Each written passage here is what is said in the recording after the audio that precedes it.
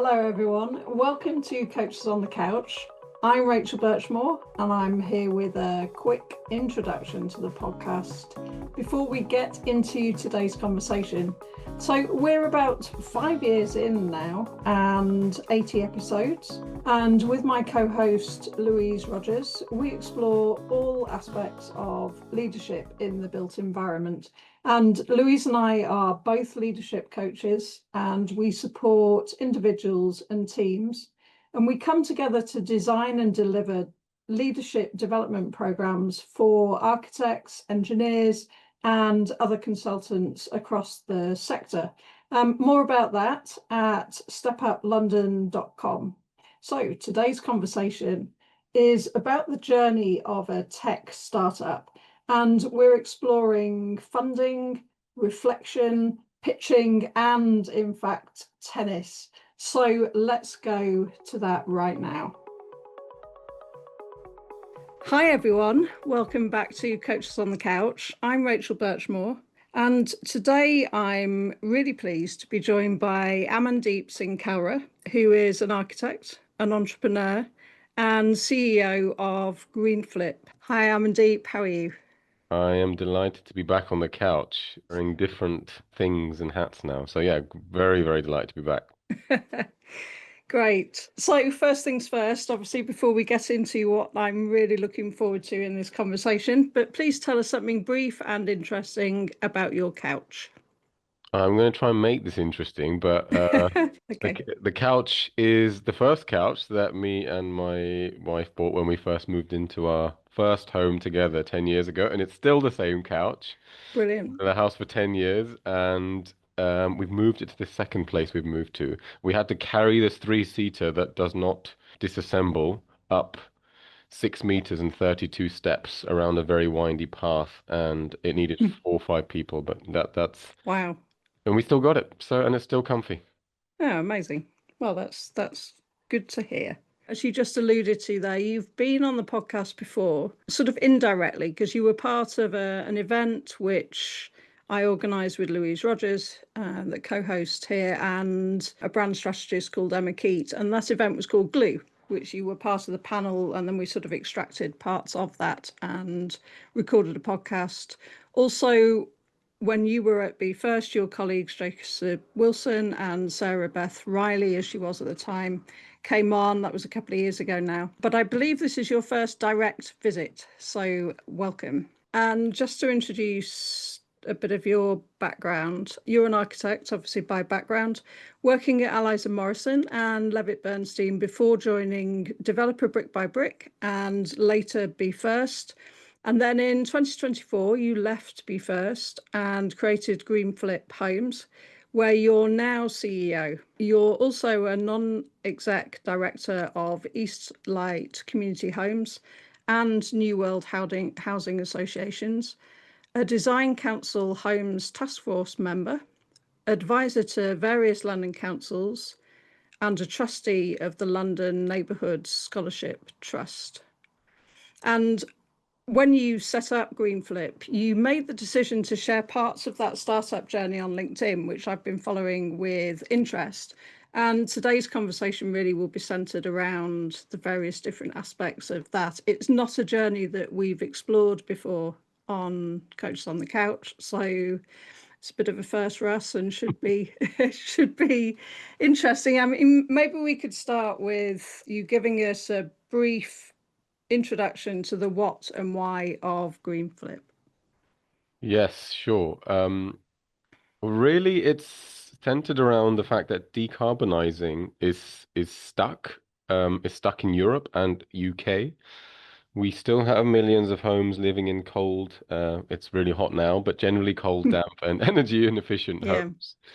And we've got this dual problem where landlords are generally reluctant to make upgrades because there's a split incentives on who reaps the benefits and who spends the money. And it's unclear what those returns are. And big institutional capital can't enter because it's too fragmented and granular. This was one of the things when I was on panels, this always kept coming up. So part of the reason of me leaving was like, I'm just frustrated being on panels, listening to the same thing. I want to do something about it. So Mm, Greenflip's all about making decarbonizing an investable proposition, scalable, turning decarbonizing from being thought of as something that's a compliance burden to something that can be investable.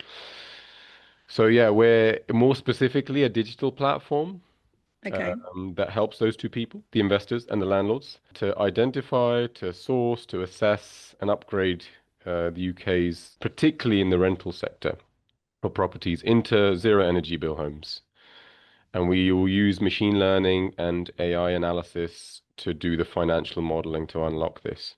So it's a pretty different space for me as well, but Mm, utilizing all the kind of knowledge, skills, and all the roles that you mentioned earlier. Or the theme that runs through it is housing and buildings and in all of those roles. So yeah, if your listeners were wanting to have a simple takeaway, it's like think of us as like the Zoopla for green investors, less looking at curb appeal, more looking at retrofit appeal as like the new premium. okay.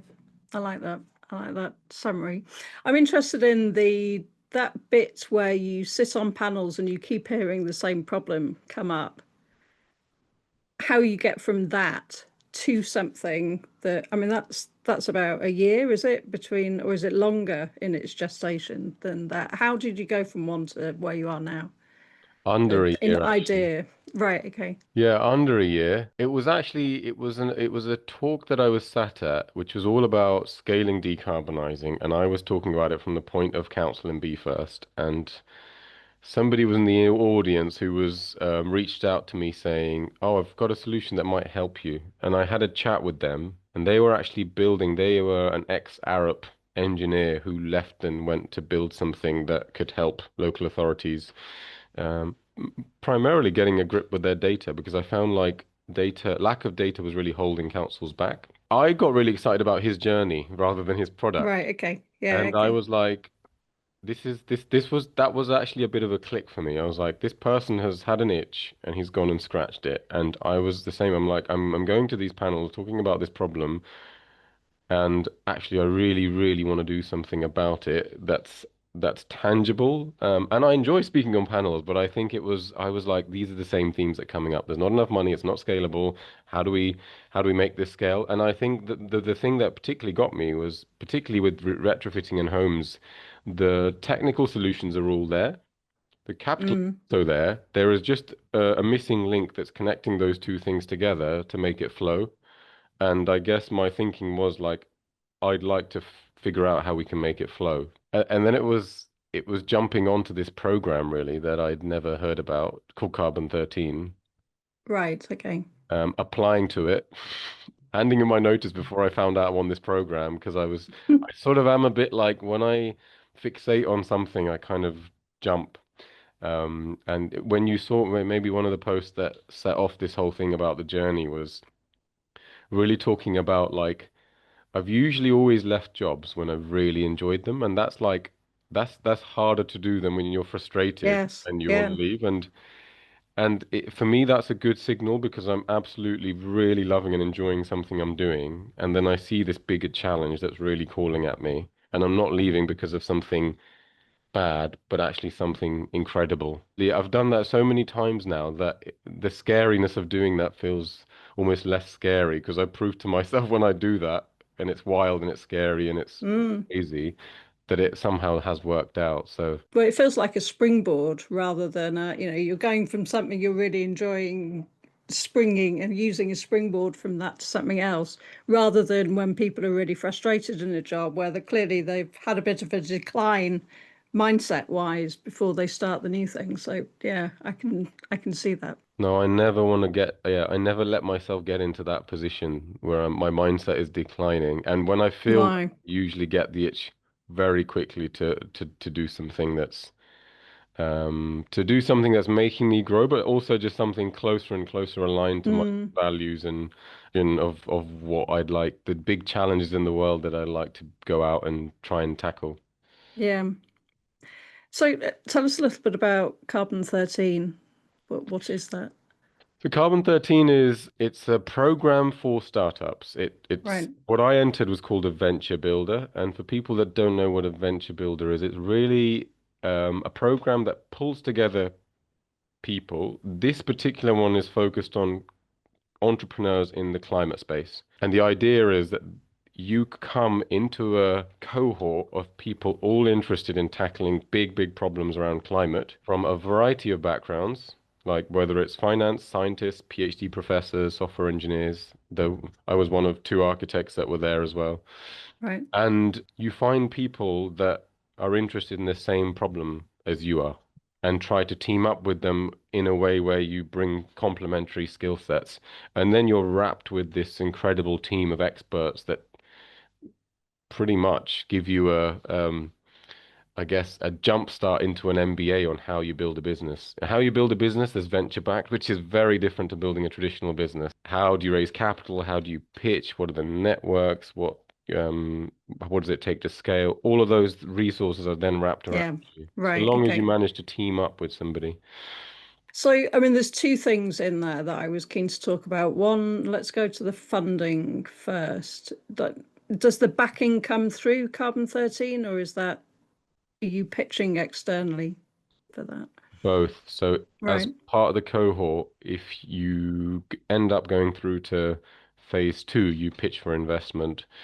Phase two really is you've teamed up with somebody, you've created an idea, you've progressed it, you've done some research, and then they invest. They in this year they invested in 8 teams. Bear in mind, I think 80 people joined the cohort, so the percentage is not very high. But yeah, so Mm, we were one of the 8 invested in. right. We pitched back to them. Yeah, yeah.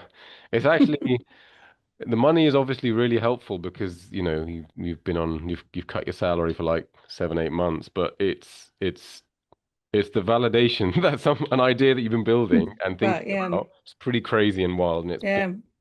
that you got some experts that are like, actually, we think you've got something here worth pursuing, which is Mm. actually really important fuel for you continuing. So, what do you think the secret was to that, getting that funding? Do you know what the feedback we had when we went into a 1 minute call and the CEO of Carbon 13 was there revealing the news? And the thing they told me and my co-founder was, your idea isn't quite perfect yet, but we've seen the combination of you two and the speed at which you've iterated to get to where you have, and you've not been afraid to change your idea because you care about the problem more than an attachment to an idea. Yeah, got you. And I That's think they interesting. really Yeah. liked that we were able to just we explored something, thought it doesn't work, then we moved and moved, but still within the broader space of how do we decarbonize buildings and homes. So I think Yeah. there's definitely some secret in a team that works well together, but like Mm, not just, you like the person, but my co-founder is a software engineer and we're building a digital yeah. platform. If he was also another architect, that would probably not been a great start for us with what we're trying to do because our Mm, first hire. The second was, yeah, just this constant challenge and iterative approach of like, what next? What do we do now? And quickly testing stuff out, the speed of which we tested stuff out. So the answer for other people there is actually you need to have the ability to find and be curious more than actually trying to come up with the best idea immediately yeah. because Yeah. Yeah. I mean that feels like part of an architectural mindset to sort of see the problem and the curiosity and creativity that can take you to finding the right solution or combination of solutions to actually solve that. it completely is. Like Yeah. I've told loads of architects that the amount and this is something I speak about quite a lot with how I've just realized there's so much of my education, whether it's creating visions, pitching those visions, bringing people together, and just getting really obsessed about a problem. And there's a solution, you just keep iterating until you find one, but it's the problem that you get obsessed about, not the solution. And yeah, Yeah. there's so many layers of architectural work and education and that I relate to starting a tech business actually. Very transferable. And we were talking about the tennis before we came on, or before I hit the record button, and I know you're a keen tennis player and fan. I also saw that you compared pitching to tennis the other day on LinkedIn. Tell us a bit about that. Yeah, tennis is just firstly like pitching and presenting are very different. Like people confuse presenting and pitching all the Okay, time. right. Presenting, you're really usually sharing information. Maybe not always looking to get something back. You're maybe just educating. Pitching, you're really trying to win hearts and minds. You're trying to sell a story, something compelling. Yes, it's a business proposition, but like people are used to hearing the same narrative over and over again. And the beauty of it is like, what's unique to me? Why am I the right person for it? And what's led me to this moment for this idea to be only right for us? So that's been very different. That's been a very interesting process, especially because on the other side as a client, seeing architects pitch but actually present all the time and seeing Right. all the areas like of all the ways in which they should just be completely different and not presenty and all very repetitive, both at design review panels and as a client side, the same regular pattern and too long as well. Like I had four Mm, minutes to pitch at this showcase day. right. 4 minutes is a very short amount of time to capture somebody's attention. And tennis is, yeah, like I started about 5 years ago. And tennis is partly it's like meditation for me. Like when you're on the court, the power of focus and clarity becomes so important because the moment you're standing there to receive a serve and you've thought about something else, the ball's gone past you and you don't know why. You kind of it's like sometimes when you are driving from A to B and you're like, I don't even know how I got there because your mind's been thinking about something else. You can't autopilot tennis and get away with it. And I think the really forcing you to focus hard is actually a really then when you go off this court, I feel like you're able to focus back into whatever else you're doing, work, Mm, play, whatever. And you can only play well if your mind's clear. And both focusing really hard when you're playing cleanses your mind when you go back out. yes. And the other like things as well, like I relate to is when I've talked about sharing the journey, is I think I derive satisfaction in tennis from improving, like more so than winning, because the winning is up and down, but like the constant time you spend and you see yourself getting a bit better or you're moving a bit better, like that fuels me like, oh, I can do this now and I couldn't do it. And that just gives you more sustained drive and long-term motivation as opposed to the short-termism of winning and losing, which is why I like going back to the start when I was talking about sharing the journey and being the journey being the thing that I'm really excited about, then where does this go to? Because I can't tell you now. If you'd asked me 5 years ago, will I be working in a tech startup? I'd be like, that's not me. Yeah. But the thing I've known is, yeah, the journey is the really valuable part, which too many people, when they start something new with the fear of failure, would hide that bit until they feel like there's something success worthy to share. And I'm like, don't, like fail more. I want to fail more because I feel like if you're failing, you're trying really hard at something. You're not going to fail at walking across the road because you do it all the time. You'll fail at trying to fly across the road because it's something crazy and it's something new. So, and then tennis teaches you a lot about failure too. That's really interesting. So I'm thinking because there's quite a famous book, isn't there? I'm sure you've read it, The Inner Game of Tennis. Yes. It's like which is all of that sort of thing, isn't it? But I'm wondering if there was a particular point, a particular point of failure along that journey so far where you've learned a huge amount, a particular point you could pull out. Oh, it's probably loads. Let's just talk about there was a week where we had about 5 rejections from a combination of grant applications to accelerators. And these are things, you pour your heart out into these applications, you spend time, you get each one you submit, you get quite hopeful. And they all happened to have landed in 1 week. And it was like Friday, and I was like, oh, you emailed everyone, you've asked for feedback. And it's in that moment, it's in that moment with what does that bit of failure do to you that you really got to like if you let that failure drive. you, it can send you into a really bad space. Like, my idea's rubbish, this is not going to Yeah. work. And I think you really have to interrogate what the bits of failure are. So I really ask feedback all the time. And when I put it together, it was a combination of we've already invested in some decarbonizing, or your stage is too early. And if you dig into that, it's detaching it from the personal element. Yes. It's like, okay, that we don't fit that properly, or actually they've already done this, and how was I supposed to know? And then at the end of that week, just miraculously, we won something as well that just came out of nowhere.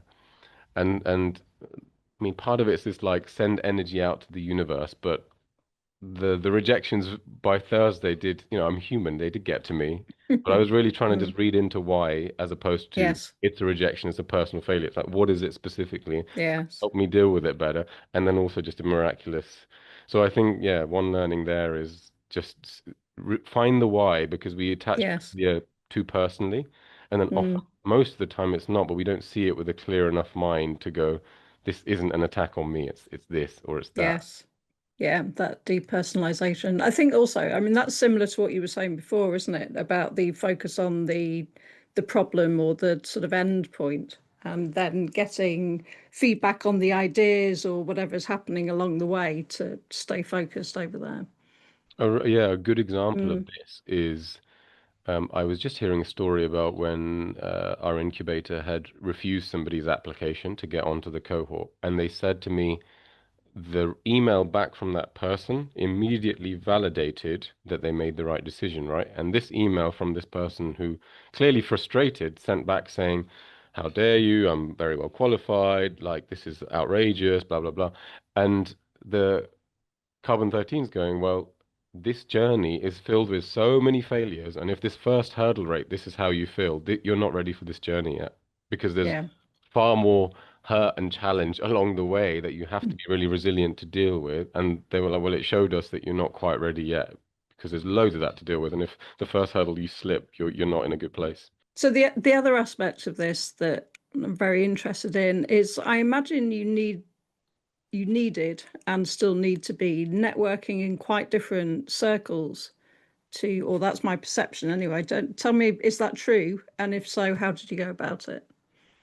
It is both true and not true. So the types of people we want to be our clients, it's almost the same circles already, right? Right. Which is Okay. Yeah. um, landlords, housing associations, investors. So they will be places I generally have been to before, which is great Mm. because those are the places where startups often struggle the most. The new areas are areas where funders hang out, whether it's collaborators, partners, or potential employees in areas like machine learning and AI that I have zero networks in. But also that's where the benefit of like my co-founder is, like his Right. network there is Okay. incredible, so I'm leaning Yeah. on him there. But he doesn't love attending events like that, so I'm kind of doing that on all of our behalves because also I enjoy it. But certainly things like London Tech Week or Innovate Zero or various startup events where it's a combo of being around other types of people that are really important for us, but also Yes. like really interesting learning there and thinking there. And one thing I think architects will hate me for this, for saying this, is often when I'm in, maybe not architects, just built environment people, is when I'm in lots of built environment talks and events versus more startup climate focused events, there is more optimism in the startup and climate space. Naturally, Right. change makers going Mm. about to do stuff, and there is a little bit more doom and gloom in traditional built environment architecture related talks and less of a sign Mm. of optimism.